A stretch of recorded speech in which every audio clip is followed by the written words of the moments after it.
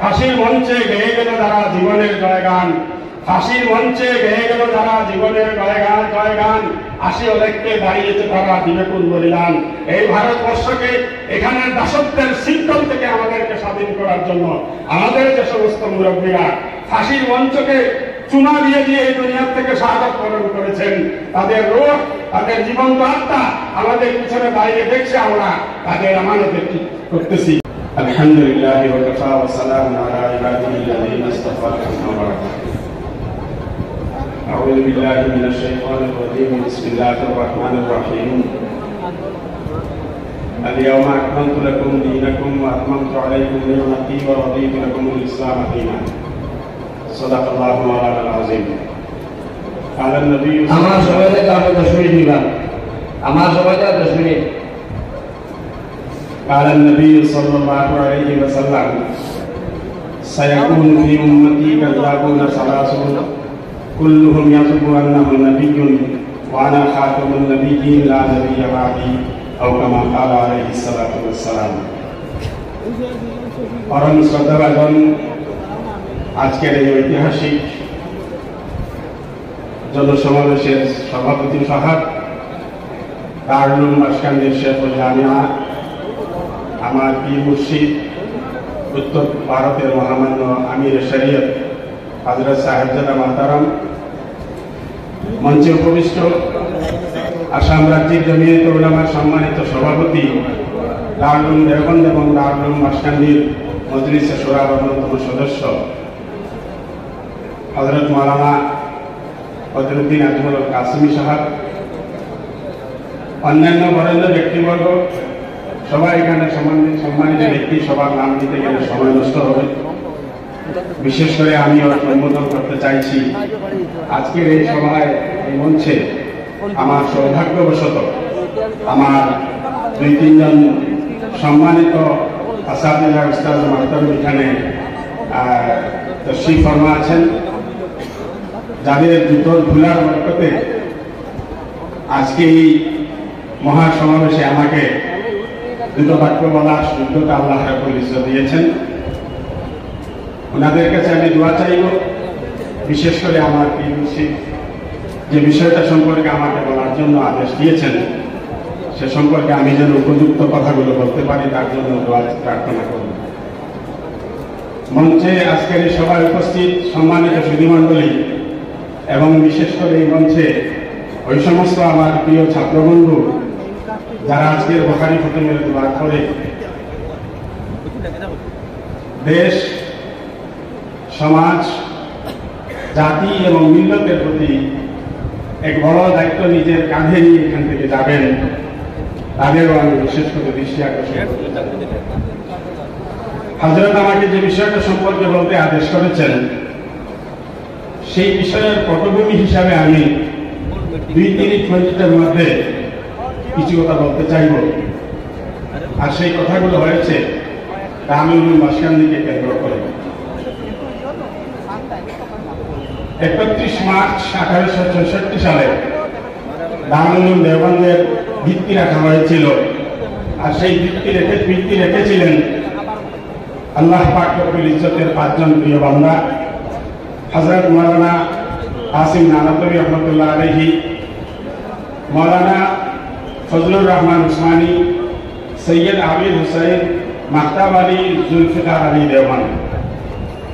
এই 5 জন আল্লাহর ওলি পবিত্র হাতে 1864 সালে দারুল উলুম দেওবন্দের ভিত্তি রাখা হয়েছিল।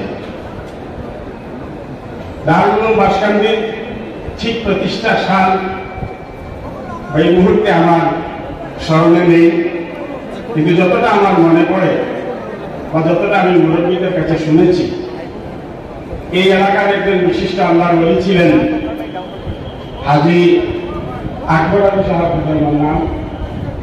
উনি এখান থেকে হিজরত করে মক্কায় চলে গিয়েছিলেন। সে প্রাক স্বাধীনতার আগের কথা। তখন এক দেশ থেকে আরেক দেশে যাওয়া, এক দেশ থেকে আরেক দেশের নাগরিক হওয়া আজকের মতো জটিল ব্যাপার ছিল। সেই সময় এখান থেকে হিজরত করে চলে গিয়েছিলেন। আমরা উত্তর পূর্বাঞ্চলবাসী সামগ্রিকভাবে।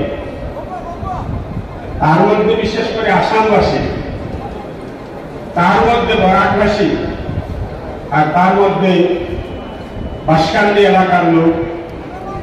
আপনাদের সৌভাগ্যের বিষয় যে হযরত মাওলানা ইমদাদুল্লাহ মুহাজির মক্কি রহমতুল্লাহ আলাইহি, হযরত ইমদাদুল্লাহ মুহাজির মক্কি রহমতুল্লাহ আলাইহি সেই হাজী আকবর আলী সাহেবকে ওখান থেকে পাঠিয়ে দিয়েছিলেন যে তুমি মক্কায় না, তোমার বাড়িতে যাও এবং সেখানে একটা মাদ্রাসা প্রতিষ্ঠা করো। সেই মাদ্রাসা প্রতিষ্ঠা হওয়ার পরে ইমদাদুল্লাহ মুহাজির মক্কি সেই লেগেসি, সেই পরম্পরা, একজন বিশিষ্ট ব্যক্তিত্ব, আমাদের সবার শ্রদ্ধেয় নমস্য শেখুল ইসলাম হযরত মাওলানা হুসাইন আহমদ মদনী রহমতুল্লাহ আলাইহিও একাধিকবার এই মাদ্রাসায় এসেছিলেন এবং পরিশেষে উনি ওনার প্রাণপ্রিয় শিষ্য শেখুল হাদিস হযরত মাওলানা আহমদ আলী সাহেব রহমতুল্লাহ আলাইহিকে মদিনার পবিত্র ভূমিতে বসে আদেশ করেছিলেন তুমি বাঁশকান্দিতে যাও এবং সেখানে যে দিনের খিদমত করো, অফিসের খিদমত করো।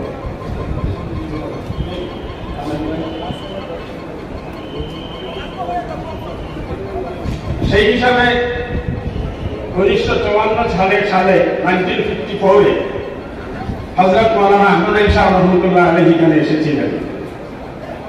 কিন্তু এই সমস্ত বাহ্যিক যেটা পরম্পরা, বাহ্যিক যেটা লিগেসি, যেটা ক্রম, যেটা তার চাইতে বড় বিষয়টা হলো এই মাদ্রাসা এখানে যে শুরু হয়েছিল পবিত্র মক্কা ভূমি থেকে, তার মধ্যে আল্লাহ তাবারাক ওয়া তাআলার একটি বিশেষ অনুগ্রহ রয়েছিল।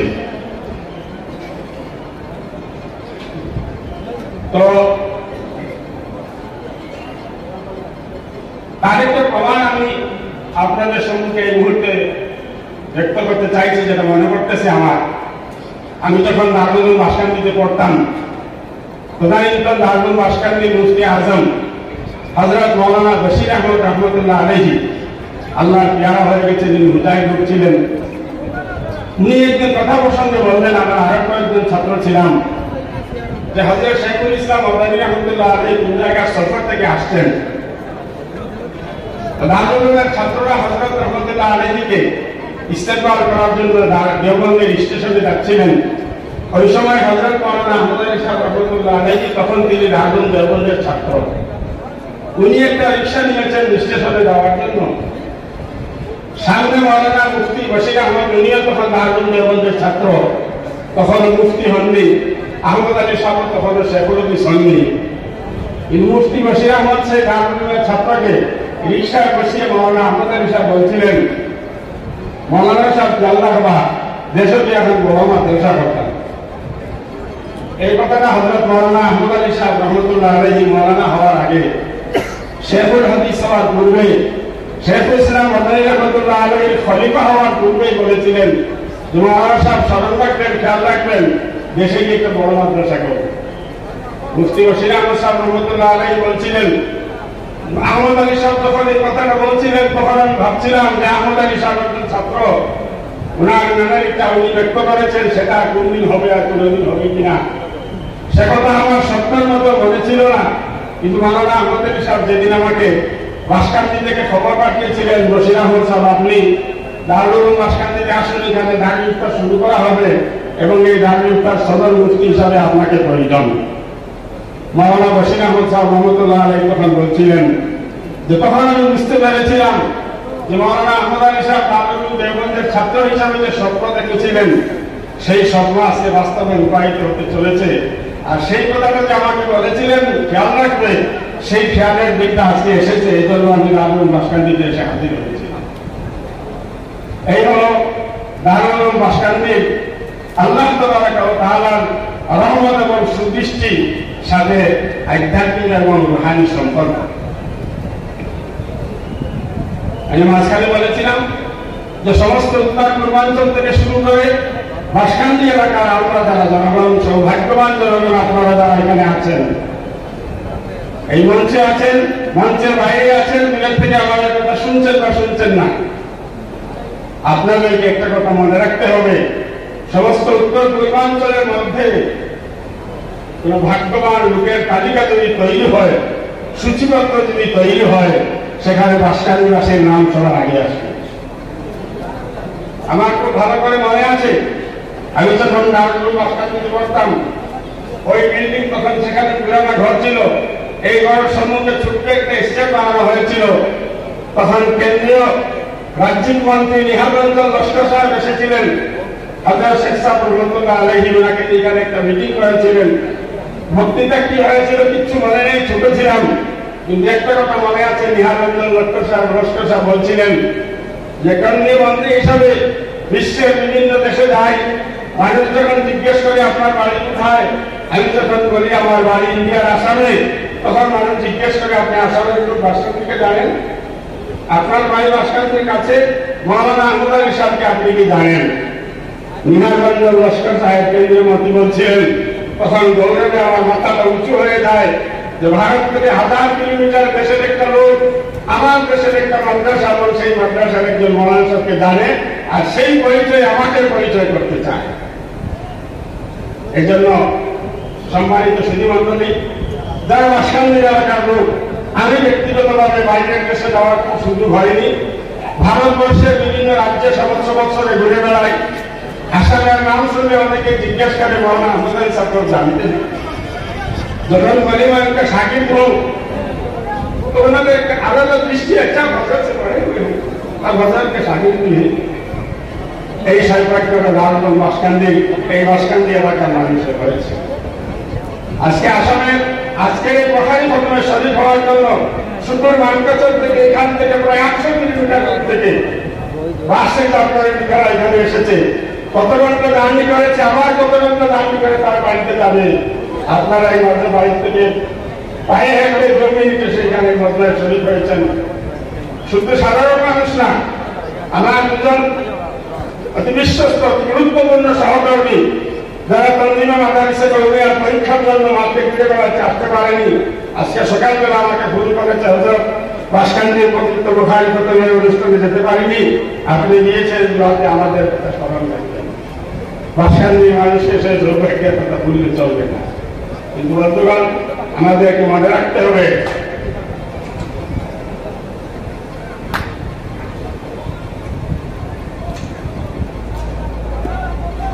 দারুল বাসকান্দিকে আমার বাড়িতে পেয়ে, আমার নিকটে পেয়ে আমি যে সৌভাগ্য অর্জনের যে সুযোগ লাভ করেছি, সেই সুযোগটাকে কিন্তু আমাকে কদর করতে হবে। আর সেই কদর আমি কি করে করব? সেই কদর, আর এই কথাগুলো আমি শুধু বাসকান্দির জন্য বলছি না, আমি ব্যক্তিগতভাবে দারুল বাসকান্দির সুরার মেম্বার হিসেবে পরিচয় দিতে লজ্জাবোধ করি। এজন্য সেই দৃশ্যগুলো আমার চোখের সামনে খুব ভালো করে আছে। ওই মাদ্রাসা মাঠে যখন ভলিবল খেলতাম, আরবি নিয়ম সুয়ম আরবের ছাত্র ছিলাম, এই হুজুররা যারা এখানে আজকে বসে আছেন, যাদের পায়ের তলায় তেল মালিশ করে করে নিজের জীবনকে ধন্য করতাম, আজকে ওনাদেরই জীবনে ওনাদেরই সুদৃষ্টির বরকতে আল্লাহ এখানে সুরা মেম্বারে খেদমতের সুযোগ দিয়েছে। আমি প্রথম আমাকে বলছি, দারুল বাসকান্দির সুরা সদস্য হিসাবে একটা কথা মুখ থেকে বার করার আগে আমাকে 10 বার চিন্তা করতে হবে, আমার এই কথার দ্বারা এই মাদ্রাসার লাভ হবে না লোকসান হবে।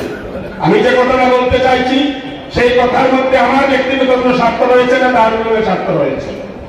আমি যত বড় বক্তা হই, যত বড় মৌলানা সাহেব হই, যত বড় মুবল্লিগ হই, যত বড় পীর সাহেব হই, আল্লাহ নবী সাল্লাল্লাহু আলাইহি ওয়াসাল্লামের প্রতিষ্ঠানের প্রতি করা কোনো কথা আমার মুখ দিয়ে বার হবে, আমার মাথায় চিন্তা করবে, আমার বিবেক ভাববে, আর সেটাকে আমি কার্যে পরিণত করার জন্য চেষ্টা করব। কাল কিয়ামতের দিন আল্লাহর দরবার থেকে ছুটে যাওয়ার কোনো রাস্তা থাকবে না। এজন্য যারা এই মাদ্রাসায় শিক্ষকতা করি, যারা এই মাদ্রাসায় চাকরি করি, যারা এই মাদ্রাসায় সেবা করি, যারা এখানে দান বরমিয়া দেই, যারা সহায় সহযোগিতা করি, আমাদের সবাইকে একটা কথা মনে রাখতে হবে, লা ইলাহা ইল্লাল্লাহ যে কালিমা আমরা পড়েছি, রুহানি জগতের বাদশা এখানে বসে আছেন, মুরিদদেরকে শিক্ষা দেন, লা ইলাহা মানে সমস্ত জগৎকে স্বীকার করো, আল্লাহকে স্বীকার করো, সেই জগৎকে অস্বীকার করার আগে আমি আমাকে অস্বীকার করতে হবে। আমি কিচ্ছু না, যদি কিচ্ছু হয় তবে আল্লাহর হুকুমে হবে। এই কথাটা মাথায় রেখে আল্লাহর দিনের এই অনুষ্ঠানের জন্য আমাদেরকে কাজ করে যেতে হবে, কথা বলতে হবে, চিন্তা করতে হবে, বিবেক বিবেচনাকে খাটাতে হবে। তারপরে সৌভাগ্য আমার জন্য সৌভাগ্য হয়ে থাকবে। নচেত আল্লাহ না করুক, কাল কিয়ামতের দিন আমার চাইতে বড় লোকসানে আগ্রহ লোকের হবে না। যত বড় প্রতিষ্ঠানের সম্পদ করার সুযোগ পাওয়া সত্ত্বেও আমার ব্যক্তিগত স্বার্থ, আমার পার্সোনাল ইগো প্রবলেম, আমার আত্মসম্মানের প্রশ্নে আমি সমঝোতা করতে পারিনি এবং মাদ্রাসার জন্য লোকসান করেছি। আল্লাহ পাক আমাকে তৌফিক দান করুক, সমস্ত শ্রোতা মণ্ডলীকে তৌফিক দান করুক। আরেকটা কথা, আমাদের যারা এখানে মাদ্রাসার পরিচালক মণ্ডলী, আমরা শিক্ষকরা বসে আছি, সবাইকে মনে রাখা দরকার, ভারতবর্ষের সীমান্তবর্তী এলাকা বাংলাদেশের বর্ডারে একটা বিধবা মহিলার ঘরে যখন একটা মুরগি আন্ডা দেয়, সেই মুরগি থেকে একটা আন্ডা বার করে আলাদা করে রাখে বাঁশকান্দি মাদ্রাসার কোন লোককে পালে ওটাকে বিক্রি করে 5 টাকা মাদ্রাসা। এর নাম হয়েছে দারুল উলুম বাঁশকান্দি। গতিকে এটাকে আমি আমার নিজের, আমার ব্যক্তিগত, কারো ব্যক্তিগত হিসাবে যেন আমরা ব্যবহার করার সেই দৃষ্টতা, সেই দুঃসাহস যেন না করি। আল্লাহ আমাদের সবাইকে ইখলাসের সাথে তৌফিক দান করুন। এবার আমি আসছি দারুল উলুম বাঁশকান্দিকে হযরত ইমদাদুল্লাহ মাহাদিরে মক্কি রহমাতুল্লাহ আলাইহি সেই মক্কা থেকে এই স্বপ্ন কেন দেখেছিলেন, এখানে হাজী আকবর সাহেবকে তুমি ওখানে যাও, একটা মাদ্রাসা করো। শাইখুল ইসলাম মাওলানা হুসাইন আহমদ মাদানী রহমাতুল্লাহ আলাইহি মদিনার পবিত্র ভূমি থেকে সেখানে কেন মাওলানা আহমদ আলীকে পাঠিয়েছিলেন, যাও সেখানে একটা মাদ্রাসা করো। মাওলানা আহমদ সাহেব এসে তখনকার আসামের বরেণ্য উলামায়ে কেরাম হযরত মাওলানা মুফতি বশির আহমদ সাহেব রহমাতুল্লাহ আলাইহি নাম আমি মাত্র নিয়েছি, হযরত মাওলানা মুসলমান সাহেব গোবিন্দপুরী রহমাতুল্লাহ আলাইহি, হযরত মাওলানা শামসুদ্দিন সাহেব রহমাতুল্লাহ আলাইহি, যাকে আমরা কোরআন জামানায় ইমামুল্লাহ হিসাবে শুনেছিলাম, নাম শুনেছি, এই সমস্ত বরেণ্য আলিমদেরকে এই মাদ্রাসায় নিয়ে এসে মাদ্রাসাকে দ্বিতীয় তার পুরান জীবনে একটা নতুন একটা পর্যায়ে নিয়ে যাওয়ার চেষ্টা করেছিলেন। এবং আজকে আলহামদুলিল্লাহ দারুল উলুম বাঁশকান্দি এই গৌরব নিয়ে, এই ঐতিহ্য নিয়ে আজকে আমাদের সম্মুখে দাঁড়িয়ে আছে। এবং আমরা আশা রাখি আপনাদের সবার সহযোগিতায়, সম্মানিত শেখুল জামিয়া আমিরের সঙ্গীতের প্রচেষ্টায়, ঘনিষ্ঠ প্রচেষ্টায় ইনশাআল্লাহ আজকে যে দারুল উলুম বাঁশকান্দি আমরা দেখতে পাচ্ছি, যদি জীবনে বেঁচে থাকি 10 বছর পরে আসলে ইনশাআল্লাহ দ্বিগুণ বড় দাম।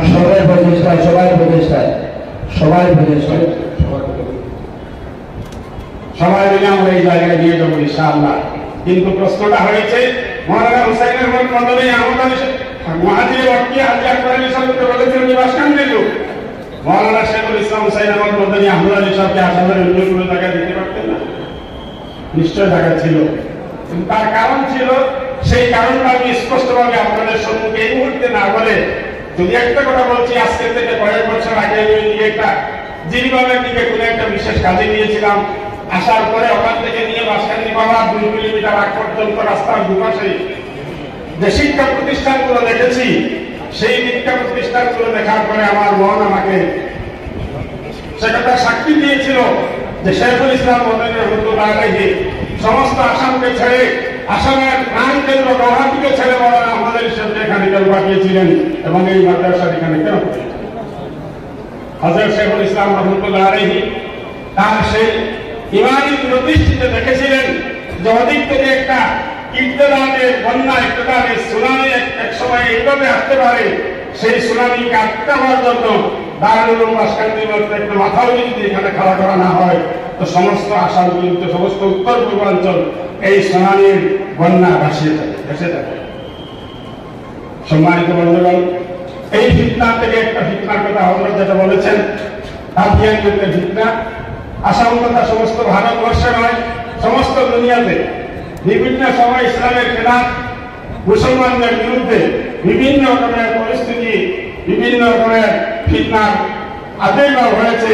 তার মধ্যে একটা বড় ফিতনা হয়েছে কাদিয়ানিয়তের ফিতনা। ভারতবর্ষ সেই কাদিয়ানিয়তের ফিতনার ইতিহাস বলতে গেলে অনেক দীর্ঘ হবে।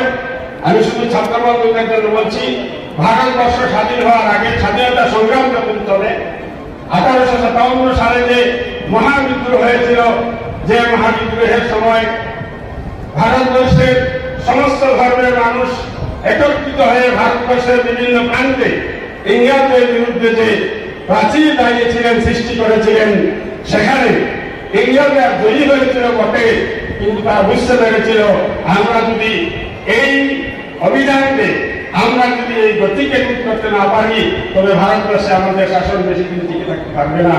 তখন তারা গবেষণা করে দেখেছিল যে ভারতবর্ষের এই ইংরেজদের বিরুদ্ধে সমস্ত সংগ্রাম চলছে, যে সংগ্রামের নেতৃত্ব মুসলমানরা দিচ্ছে এবং এই সংগ্রামে গিয়ে মুসলমানরা তাদের আত্মাহুতি দিতে, প্রাণ বিসর্জন দিতে ক্ষণিকের জন্য ভাবছে না তার পিছনে শক্তিটা কি। সেই শক্তি ছিল উলামায়ে কেরামের শক্তি, সেই শক্তি ছিল কুরআন হাদিসের শক্তি। হযরত মাওলানা আব্দুল আজিজ মুহাদ্দিস রাহমাতুল্লাহ আলাইহি যখন ফতোয়া দিয়েছিলেন, आज से हिंदुस्तान दारुल हर्ब हो गया, हिंदुस्तान के हर मुसलमान के लिए अंग्रेज के खिलाफ लड़ना फर्ज है। এই ফতোয়ার বিনিময় হয়েছিল। ইংরেজরা তখন সিদ্ধান্ত নিয়েছিল যে মাওলানা আব্দুল আজিজ মুহাদ্দিসের দেওয়ালের মোকাবিলায় একজন দৈব পুরুষ আমাদেরকে খাড়া করতে হবে। দৈব পুরুষ মানে যে লোকটা দাবি করবে আর আমার কাছে আল্লাহর তরফ থেকে ওহী আসে, এরকম একটা লোক আমাদেরকে দাঁড়া করতে হবে, যে লোকটা দাঁড়িয়ে ঘোষণা করবে যে আল্লাহর তরফ থেকে আমাকে এই বাণী প্রেরণ করা হয়েছে, আমাকে আদেশ দেওয়া হয়েছে যে ইংরেজদের বিরুদ্ধে লড়াই করা যাবে না। ছাত্র বন্ধুদেরকে আমি পরামর্শ দেব, আপনারা এখান থেকে যাওয়ার পরে বিভিন্ন কিতাব মোতালা করবেন, তার মধ্যে রদ্দে কাদিয়ানিয়তের যে সমস্ত কিতাব আছে সেগুলোকে মোতালা করে দেখতে পারবেন। তানজিমে মাদারিসে কাদিয়ানি গেলে দেখবেন কাদিয়ানির নিজের লেখা শতাধিক কিতাব আমাদের লাইব্রেরির মধ্যে রয়েছে। কাদিয়ানিদের একটা কিতাব আছে যেটার নাম হচ্ছে তাজকিয়া, কোরআনে কারীমের আরেক নাম তাজকিয়া। কাদিয়ানি লাআনাহুল্লাহু তাআলা ইলা ইয়াউমিল কিয়াম সেটার বাণীগুলোকে তাজকিয়া নাম দিয়ে তোমার 800 পৃষ্ঠার একটা পুস্তক ছাপা করে প্রকাশ করেছে।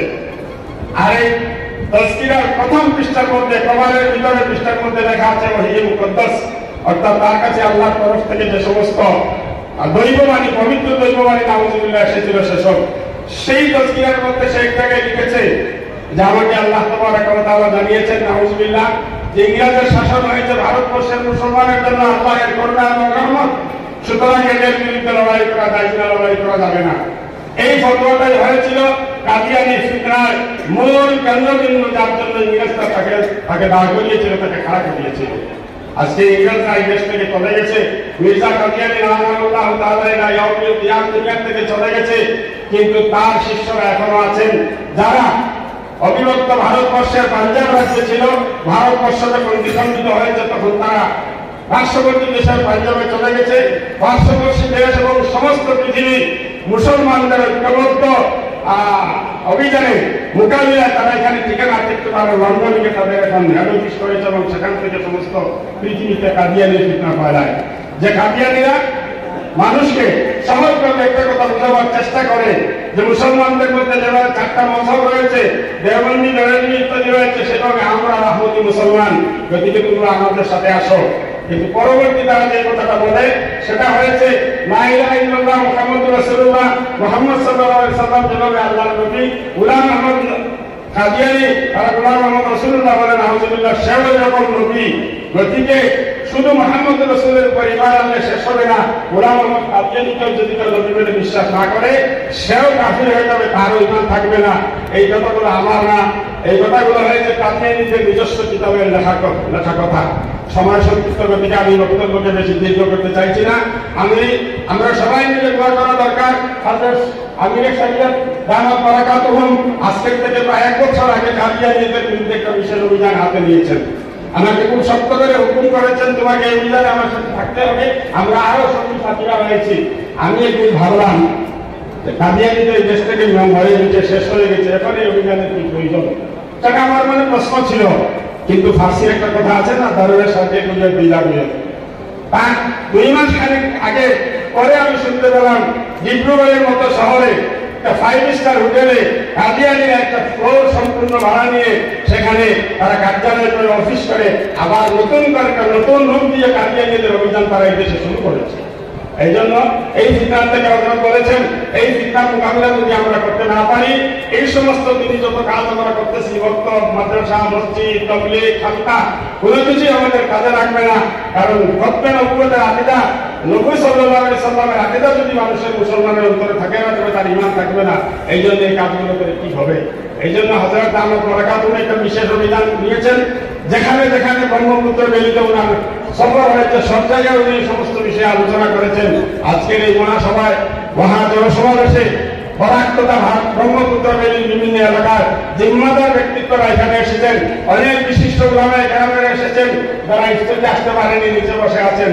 ওনাদের খিদমতে হযরত আমির সৈয়দ আহমদ বরকাতুহুর তরফ থেকে আমাদের বিনম্র অনুরোধ, আমরা একটু সজাগ হই, আমরা একটু সচেতন হই এবং আমার এবং আপনার বাড়ির পাশে কোন লোকটা শুধু কাদিয়ানি বলে না, আরনের ফিতনা শাকিল ইবনে হারিবের একটা নতুন ফিতনা শুরু হয়েছে। গুয়াহাটি ইউনিভার্সিটি বিশ্ববিদ্যালয়ে ইতিমধ্যে তারা তাদের ক্যাডার তৈরি করেছে। এই সমস্ত কিছু মোকাবিলা করার জন্য আমরা সজাগ সচেতন হই। আমার বাইরের বিয়া আছে 2 তারিখ 3টার সময় 2:30 হারিয়ে দিয়েছি আমরা। আমার একটা মানুষের ফোন করছে, वो कोई तो फोन करो, आप मौलाना यहाँ जा है? हाँ हूँ। आप जानते हैं हिसाब से मरियम? हाँ। मैं नहीं जानता, ये मैं जरा जानते हैं। हाँ, ये तो आ गए हैं हमारे लोग। जैसे 2 तारीख 2:30 फोन करो हमारे लोग फला फला आपने तो खाना लगवाई थी हमारा यार आई गए और जल्दी जैसे बात सुनागा। হযরতের কথা আপনারা নিশ্চয়ই বুঝেছেন। আমি বলছিলাম যে আগের থেকে এখন থেকে প্রায় 10 বছর আগে কাদিয়ানীদের টার্গেটেড এরিয়া বা টার্গেটেড মুসলমান ছিল সাধারণ মানুষ, যারা দিন বুঝে না, যারা ইমান বুঝে না, যারা দিনের জ্ঞান তাদের কাছে নেই, তৌহিদ বুঝে না, হকের রসুল বুঝে না, এই সমস্ত এলাকা তারা মেহনত করত। কিন্তু আলহামদুলিল্লাহ হযরত শেখ বাসকান্দি রহমতুল্লাহ আলাইহি, হযরত মাওলানা আহমদ আলী সাহেব রহমতুল্লাহ, আব্দুল হক সাহেব রহমতুল্লাহ আলাইহি গাড়িগাঁও, মাওলানা সিকান্দার আলী সাহেব হযরতের যারা সহকর্মী ছিলেন, ওনাদের দিন রাতের মেহনতে আজকে ওই সমস্ত এলাকায়, বিশেষ করে আসামের প্রত্যন্ত এলাকায় একটা পরিবেশ তৈরি হয়েছে। আমরা আমাদের কর্মীরা, তনজিম বোর্ডের, দিনী তালিমি বোর্ডের কর্মীরা যখন এলাকায় যায় তো বলে হযরতকে আইকার দিয়ে দিন। বলে কেন আইকার চাই? বলে মানুষ ধরে দাঁড়ায়, নিজে কাদিয়ানীরা পুরুষ করে তারপরে কথা বলো। একটা পরিবেশ হয়েছে আলহামদুলিল্লাহ। এই পরিবেশের বিনিময়ে আজকালকে তারা এই সমস্ত এলাকা থেকে চলে গিয়ে উত্তর পূর্ব ভারতের আমিরে শরীয়তকে দাওয়াত দিচ্ছে টেলিফোন করে। কত বড় দৃষ্টতা, কত বড় দুঃসাহসটা! এজন্য বন্ধুগণ, বিশেষ করে আমার এই সমাজ এখান থেকে যে ৬২ জন উলামায়ে কেরাম পাখির সরাত এখান থেকে যাচ্ছেন, তাদেরকে আমি বলবো বুকে হাত দিয়ে আল্লাহকে সাক্ষী করে আমরা এই পণ নেব, আমরা এই সিদ্ধান্ত নেব, আমরা এই সংকল্প নেব, কাদিয়ানীকে প্রাধান্য দেন। কাদিয়ানী থেকে শুরু করে আসাম তথা উত্তর পূর্বাঞ্চলের মাটিতে দ্বীন ইসলামের খেলাফ, নবুয়তের খেলাফ, হক্ক নবুয়তের খেলাফ যত ষড়যন্ত্র মুসলমানকে বিভ্রান্ত করার জন্য চলছে এবং চলবে, তাদের জন্য আমরা, তাদের মোকাবিলার জন্য আমরা আমাদের জীবনের সর্বস্বকে ত্যাগ করার জন্য তৈরি আছি ইনশাআল্লাহ। ইনশাআল্লাহ, ইনশাআল্লাহ। নারায়ে তাকবীর, নারায়ে তাকবীর, নারায়ে কালিমাতুল্লাহ। আল্লাহ তাআলা আমাদের সবাইকে তৌফিক দান করুন। কেরালা ফিতনার মধ্যে অনেক রকমের ফিতনা যখন মুখ খুলে অনেক রকমের চেহারা নিয়ে আসে। আমরা আসাম রাজ্যিক দিনী তালিমি বোর্ডের তরফ থেকে আমাদের মুরব্বীদের দোয়া এবং সহযোগিতা নিয়ে দিনী তালিমি বোর্ডের কর্মীরা, এখানে আমার সহকর্মীরা বসে আছেন, আসামের চর অঞ্চলগুলো এলাকায় যেখানে আজকের থেকে 12 বছর 15 বছর আগে মক্তব নামের কোনো ধারণা ছিল না, সেই সমস্ত এলাকায় গিয়ে মেহনত করে করে মক্তবের একটা নেটওয়ার্ক তৈরি করা হয়েছে। যেটা আমি বললাম যে মানুষের মধ্যে এতটা চেতনা এসেছে যে জমিয়ে তোর কথা বলতে গেলে বলে আগে তোমার প্রুফ দেওয়া, পরিচয় দেওয়া, তাহলে এখানে তুমি কাজ করতে পারবে না, তুমি যে কাদিয়ানী এজেন্টটা তার প্রমাণ কি? এখন কাজ হয়ে গেছে, কিছু কিছু নতুন লোক পার হয়েছে, সেই সমস্ত সাইনবোর্ড বিক্রি করে তাদের স্বার্থকে উদ্ধার করার জন্য। এখানে হাফিজ বশির আহমদ সাহেব দামাত বারাকাতুহু, রাজ্যিক জমিয়তের সম্মানীয় সাধারণ সম্পাদক, আমার সহকর্মী মাওলানা মুফতি ইয়াহিয়া সাহেব, দারুল উলুম কাজাইখানা মাদ্রাসার বর্তমানে মেটা জেলা জমিয়তের উনি সভাপতি, আমরা একসাথে কাজ করে ওনারা বসে আছেন। ওনারা জানেন বিগত 2 বছর থেকে সেই সমস্ত প্রত্যেকটা এলাকায় কিছু গ্রুপ এসেছে, যারা তাদের অফিসে যখন আসে, আমি সংক্ষিপ্তভাবে বলছি, শোনা দরকার কথাগুলো, কার্যালয়ে যখন আসে, তাদের ব্যক্তিগত রুমে যখন আসে, জিন্স প্যান্ট পরে, টি শার্ট পরে, কুর্সিতে বসে মসজিদের বারান্দায় বসে সিগারেট খায়, আর যখন পাবলিকের মাঝে যায় আরবি জুব্বা নিয়ে মাথায় আরবি রুমাল দিয়ে মানুষের কাছে যায় এবং মানুষের তশকিল করে। কি তশকিল করে? তশকিল করে এই যে সবাই বক্তব্য আপনারা পড়াচ্ছেন আপনাদেরকে কোনো পয়সা দেবে।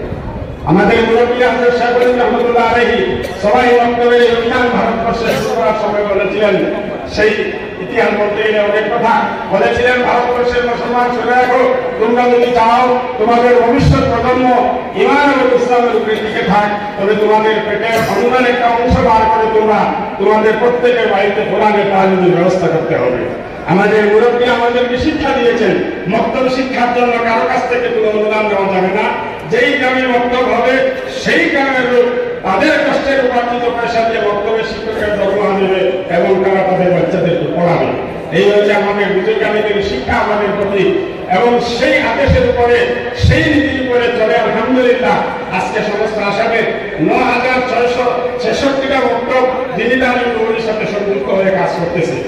আমরা কাউকে দরমা দেইনি, তারা এসে জিজ্ঞেস করে মহাশয় আপনাদের দরমা পান কোন বোর্ডে আছে? দিনদারি বোর্ডে। দিনদারি বোর্ডে দরমা দেয় না, কিছু দেয় না। গ্রামের মানুষদের সেটা আমাদের কথা তার মতো দেয় ১,০০০, ২,০০০, ৩,০০০ তোমার বলে আপনারা আমাদের সাথে আসেন, আমরা আপনাদেরকে ট্রেনিং দেব, আপনাদেরকে নেশাব দেব, আপনাদেরকে মাসে পয়সা দেব। পয়সা কত? ২৫০ টাকা থেকে ৫০০ টাকা।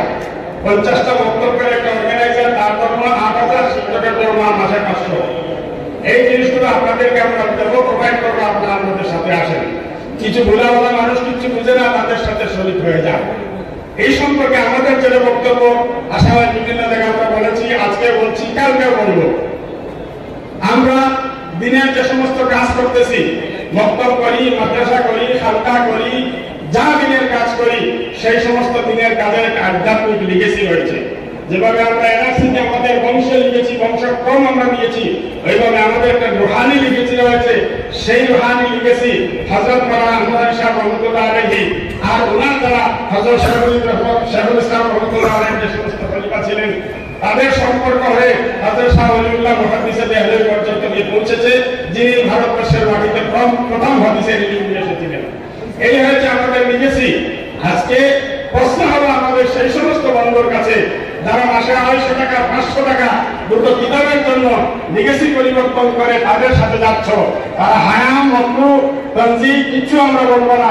একটাই শুধু প্রশ্ন তোমাদের কাছে, যে তোমাদেরকে সেই সিদ্ধান্ত নিতে হবে। কাল কিয়ামতের দিন শাইখুল হিন্দ মাওলানা মাহমুদুল হাসান রহমাতুল্লাহ আলাইহি, যিনি এই ভারতবর্ষকে ইংরেজের কাছ থেকে স্বাধীন করার জন্য আমাকে ভারতবর্ষের স্বাধীন নাগরিক হিসাবে বেঁচে থাকার সুযোগ দেওয়ার জন্য ৭০ বছর বয়সে মাল্টার জেলখানার অন্ধকার কুটিতে ইংরেজের পতাকা ছেড়েছিলেন। সেই হিন্দের পতাকার তলে তুমি দাঁড়াবে না ২৫০ টাকা মাইনে পাওয়ার জন্য একটা অজিনা লোকের পতাকার তলে আমাদের দাঁড়াবে? সেই দৃশ্যতা, সেই সিদ্ধান্ত তোমার। কারো ওটা যদি এই বাধা আছে, কারো ওটা যদি এই বল আছে, শক্তি আছে, শেখুল হিন্দের পতাকা ছেড়ে আমি ২৫০ টাকার জন্য অজানা, অচেনা, তার সম্পর্কে কোন জ্ঞান আমার নেই, সে কোন ফিরকার, কোন কার সাথে সম্পর্ক রাখে, তার সাথে যাওয়ার যদি দুঃসাহস কারো আছে, সে ডাক আমরা। নারায়ে তাকবীর, নারায়ে তাকবীর। শাইখুল হিন্দ রহমাতুল্লাহ আলাইহি, হারুন দেওবন্দ, হারুন বাসকান্দি, খানকা, তবলিগ জমাত, ফিতনা তৈনা সব এক করে এক জায়গায় দুটো জমাত এক করিয়া সারা ফিতনা দূর হয়ে যাবে। আল্লাহ যায় ৮০ অলক্ষে দাঁড়িয়ে ফাঁসির মঞ্চে গেয়ে গেল যারা জীবনের জয়গান, ফাঁসির মঞ্চে গেয়ে গেল যারা জীবনের জয়গান, ৮০ অলক্ষে দাঁড়িয়েছে তারা দিবে কোন বলিদান। এই ভারতবর্ষকে এখানের দাসত্বের শৃঙ্খল থেকে আমাদেরকে স্বাধীন করার জন্য আমাদের যে সমস্ত মুরব্বীরা ফাঁসির মঞ্চকে চুনা দিয়ে দিয়ে এই দুনিয়ার থেকে শাহাদাত বরণ করেছেন, তাদের রূহ, তাদের জীবন্ত আত্মা আমাদের পিছনে দাঁড়িয়ে দেখছে, আমরা তাদের আমানতে করতেছি। এই জন্য সম্মানিত বন্ধুগণ, সেই সংকল্প আবার আমি স্মরণ করে যে আমাদের মুরব্বীদের আগামীদের সেই লিগেসিকে, সেই আধ্যাত্মিক লিগেসিকে, সেই আমানতকে রক্ষা করার জন্য প্রয়োজনে জীবনের সবকিছুকে আমরা ত্যাগ করতে রাজি আছি। ওয়া আখিরু দাওয়ানা আলহামদুলিল্লাহ।